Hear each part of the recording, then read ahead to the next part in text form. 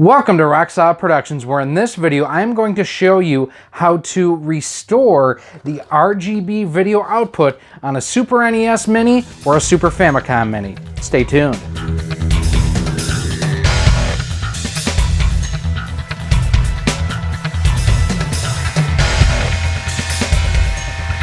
Hello and welcome to Rocksolid Productions. My name is Gary, your host here on the channel. If this is your first time to the channel, welcome. I'm really glad that you came by. Do me a favor, hit that subscribe button. That way each and every time we do have new content that comes out, you are kept the most up to date. My favorite video game system of all time is this guy here. Well, the games that play on this guy here. This is the Super NES Junior.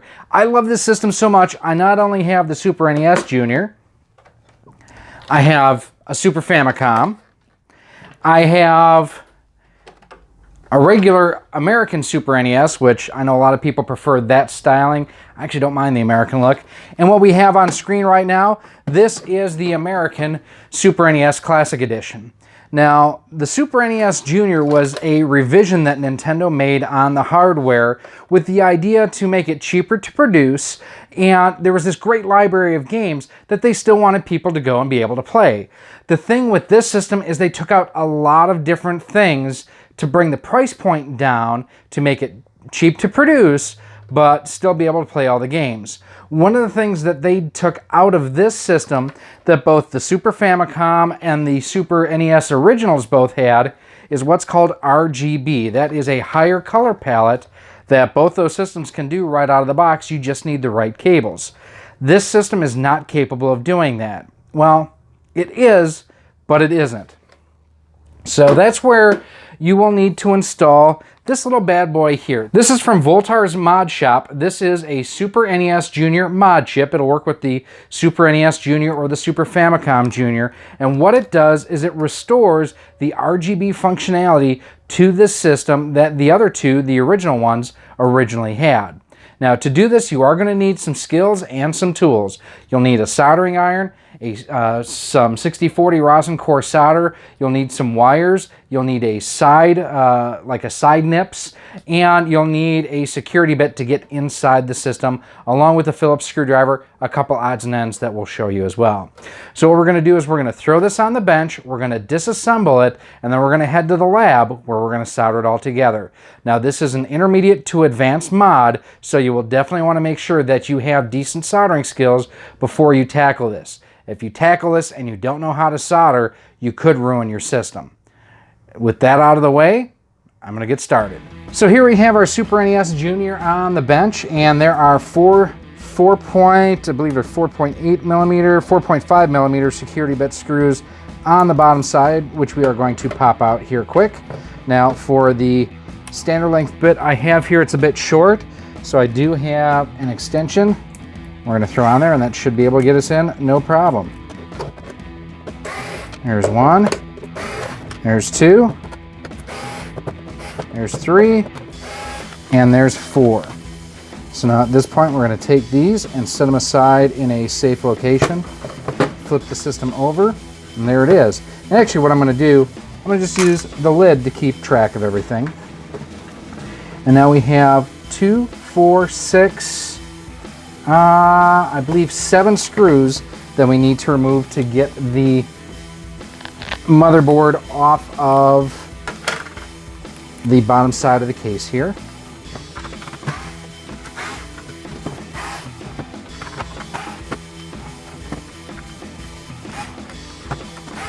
Now there are 4 kind of bronze or copper looking screws and 3 that are silver looking that we'll be removing here. Make sure you note where each one went in the system. And just like that, the motherboard is free. Now, one thing I'm going to do before we reassemble everything is I'm going to clean this with just some soap and water. So, and basically where we're going to go is here is where the mod chip itself gets installed, and then we'll have the lead that'll go from the top of the board down towards here to the mod chip that'll lay right there. This installation is pretty straightforward, thankfully. We have our 6040 rosin core solder, we have our flux, we have our soldering iron, we have our side cutters here, we have our board. Now, one thing I am going to show you real quick too. The board is going to fit right here on the main board of your Super NES Junior. But if you notice, it's not sitting flat. That's because you need to take your flush cutters and you'll need to snip down these legs right here. And for that, you can just take a side cutters or flush cutters.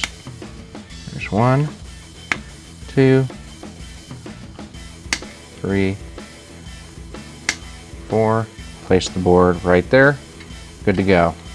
We're ready to solder in place, although what we are going to do is put just a little bit of flux on the pins and the board. That way it will promote even solder flow. You don't want to glop it on, it's a little bit too much there. So use the other side of our, here we go, just to get the rest of that off. And then we're going to put just a little bit around the holes here. Again, all that this is going to do is promote a nice flowing of the solder. Now I know some people worry about having some kind of an insulator between the back side of the board here and the main board in the Super NES Junior. Voultar has made this board without any contacts on the back, so you can just lay it right on there and you don't need to do anything else. Now, first things first is we're going to tack our board into place. There's 1, there's 2, and now I'm going to use a drag soldering technique to get the other pins. And make sure you don't have any bridges like right there.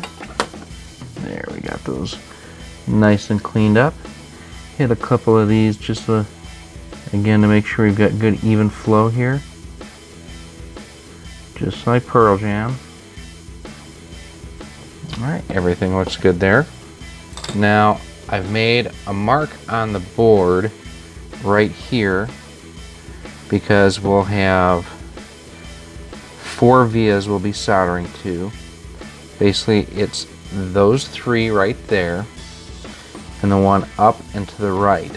So 1, 2, 3, 4. Now I already have my cable stripped.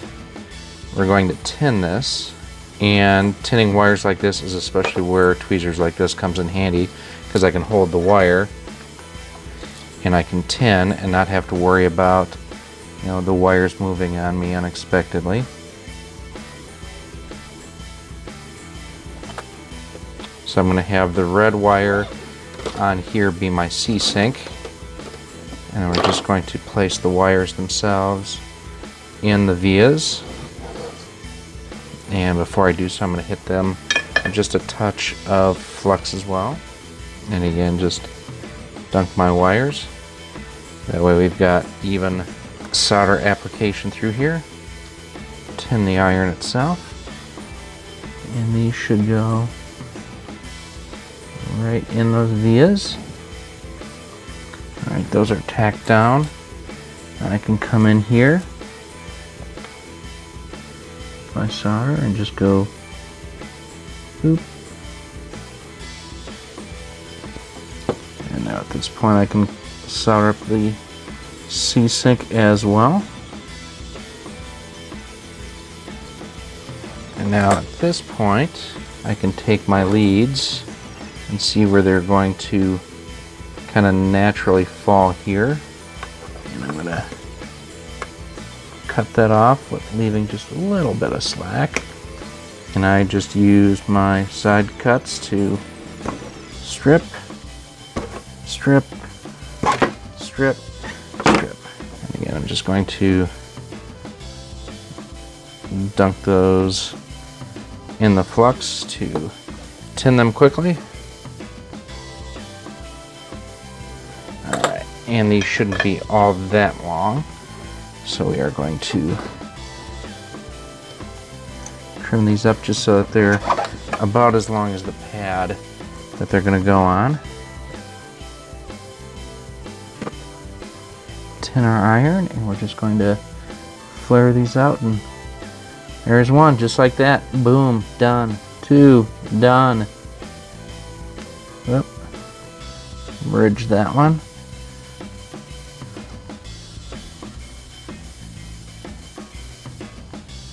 There you go.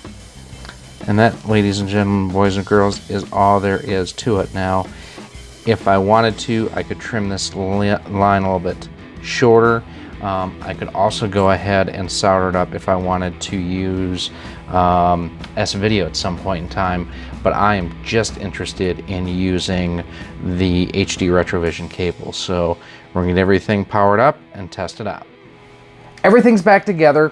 I've got it in my my storage unit and everything here. We're gonna play some F-Zero. Now, I am going through my OSSC, and one of the things is the OSSC and the Super NES, they are not best friends. It has taken me a lot to get the Super NES to work. Passed through just fine going straight to the TV. Doing the capture, that's where it's been kind of a struggle. So what I'm doing here, there's no upscaling, up-converting, line doubling, nothing. This is straight pass-through from the OSSC into my capture device. Now, one thing of note too is the Elgato is hit and miss depending on the settings that I have coming out of the OSSC with the Super NES. So I'm using an EasyCap 284, and like I mentioned, we are going to play some F-Zero. And first things first is just how crisp everything looks. I'm really digging the way that this looks. The scaling looks great and everything. Oh, I had the volume down so that you guys weren't getting an echo, and I was asleep at the Switch. No pun intended, being a Nintendo console.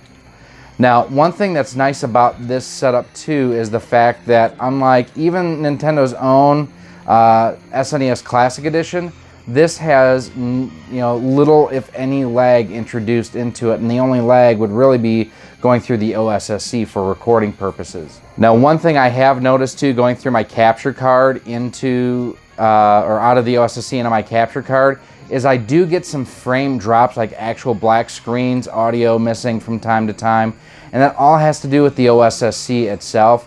I'm hoping once I get the Retro Tank, that should fix a lot of the issues that I've had. As you can see, again, everything just looks really sharp. I mean, yes, I'm going through an HDMI capture device out of the OSSC, but it's not doing any upscaling. It's just a pass-through. And if you would put this side by side with the Super NES Classic Edition, I'd say you might be hard-pressed to tell the difference. And the responsiveness on this versus the Super NES Classic is going to be a lot better. Now, I am playing using my Super Famicom controller. I will break out a couple others here in a moment. Most noticeably, I'll have the Retrobit Megaman controller for Megaman X right after this.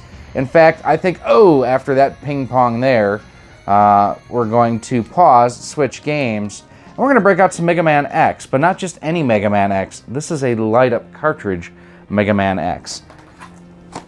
It's this Megaman X. Let's throw it in. So we have Megaman X in the Super NES Junior right now. This is one of the fan-made ones that was sent into the channel as a gift, which I greatly appreciate. Now, when I did my tests on this originally, one of the issues that I ran into was in later levels when I would go to jump and wall jump, it would actually reduce my life. We think that there may be some compatibility issue with clone systems, but it's also just cool to play Mega Man X with the Mega Man controller from Retrobit. Again, everything looks super sharp. That was my fault there. I was thinking that was one of the background cars. Now again, nice and responsive, no lag or anything here. I always thought that those power-ups there kind of reminded me of the Autobot Matrix of Leadership from the Transformers. The good Transformers, not the Michael Bay Transformers. And no issues there with the life bar with anything dropping down, so that's good. Now, at the time of this filming, I am using the latest firmware available for the OSSC, and that's 0.81. It again just boils down to the Super NES is just the one weak part on the OSSC. If you have a FrameMeister or just quite honestly going right into your television, you should not experience any of these issues. And I can say that because I've gone right into my TV just to make sure that I didn't screw anything up with the installation. And no, it's all having to do with going through the OSSC, as long as your TV can recognize and upscale, you know, the 240p signal that the Super NES is outputting. Now, I know there's also settings that you can go and get for the OSSC to try to make it work better with the Super NES. I've tried those, and I still have the minor issues that I'm describing here.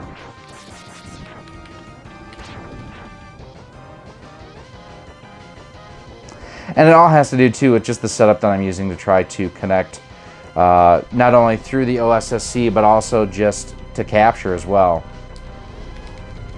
So Megaman X looks good, sounds good, except for the couple graphics issues that are due specifically to how I'm hooked up. Let us try for our last game, let's try a Super FX game, because I know a lot of people want to know how those look and sound. So one of the most underrated, and I think a lot of people just missed it, games on the Super Nintendo is, of course, Super Mario World 2, also known as Yoshi's Island. So this is a Super FX 2 chip game, actually. And we're going to go to that file right there. I love the sprite work in this game. It is so good. I think it's really one of the underrated gems, and I think a lot of people just missed it because it came out so late in the Super NES life cycle. The N64 may have actually even been shipping by the time this came out. I'm not 100% sure. Now, I've actually played this on quite a few live streams. If you haven't seen it already, I highly recommend that you check them out. They're archived here on the channel too. We did some Super Mario World, what else did we do with this? The other one that we did play, of course, on this was the one and only Earthworm Jim. So I'll have the links in the description down below for you guys to go back and check out some of the other gameplay that we've done with this system. I am tickled pink with how well everything turned out and looked. The one thing, I kind of wish that it had a better compatibility with the OSSC, but if you're not looking to upscale, if you're not looking to stream and capture, I wouldn't worry about it. I just go straight into the back of your television and rock and roll with it. And then, like I mentioned, the one other thing I will be doing is replacing capacitor C11 with the kit that Voultar does have. It's not even a kit, it's just a single cap, really, and it's super easy to do. Just heat up the old cap, go ahead and get it off of the board, and use a tweezers to kind of help you install the new cap, and you'll be ready to rock and roll.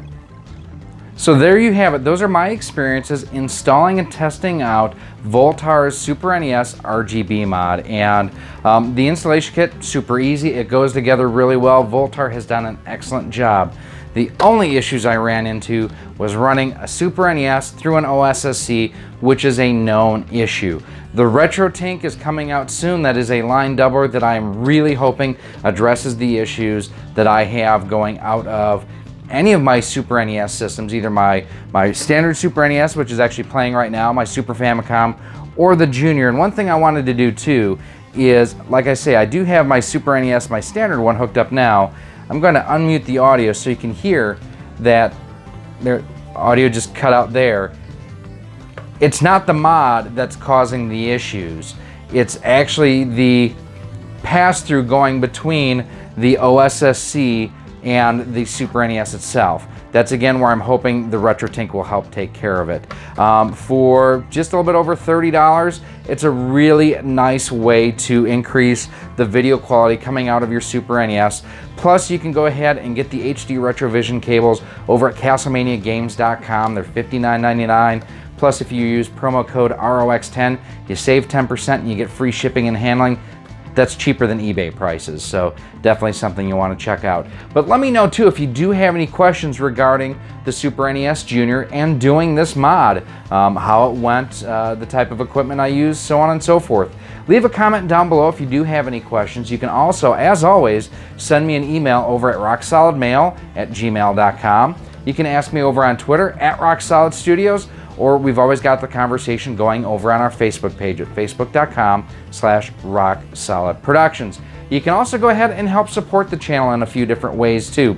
First of all, we have the Streamlabs link down below where you can donate through there. You can also join us over on our Patreon page at patreon.com/rocksolid. For as little as $1 a month, you get early access to all of our videos, exclusive content from me, and a whole lot more. And as always, you can pick up some Rock Solid Productions merchandise over on our Teespring store. Every little bit definitely does help. And again, like I mentioned at the top, if this is your first time here, welcome. Please do me a favor and hit that subscribe button. That way each and every time we do come out with new video content, you are kept the most up in the know.